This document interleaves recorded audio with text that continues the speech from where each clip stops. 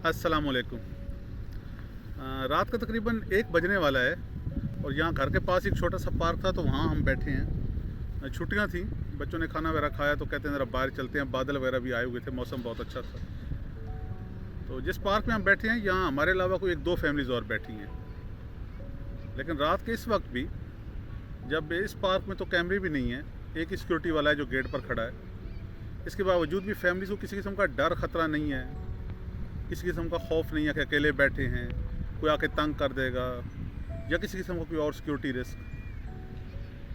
ये middle east की और ख़ास तौर पर कतर की ये सबसे खूबसूरत बात जो मुझे लगती है वो यही है कि यहाँ आप बीचेस पर बैठे हों, किसी पार्क, किसी पिकनिक स्पॉट पर हों, रात हो दिन हो, एक अकेली फैमिली हो, अकेला आदमी हो, तब भी उसे किसी किस्म का डर ख़तरा महसूस नहीं होता।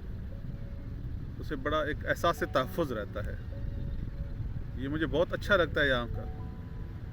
ये आज भी बहुत अच्छा लगा, तो मैंने कहा आपसे तजर्बा शेयर करूँ। काश ये सब कुछ हमारे मुल्क में भी हो जाए। वहाँ पे भी हम किसी पार्क में, किसी पिकनिक स्पॉट पे एक अकेली फैमिली बैठी हो, तब भी उसे ये डर ख़तरा ना हो कि कोई आके कोई चीज़ छीन कर ले जाएगा या किसी किस्म का कोई और मसला पैदा हो जाएगा। काश।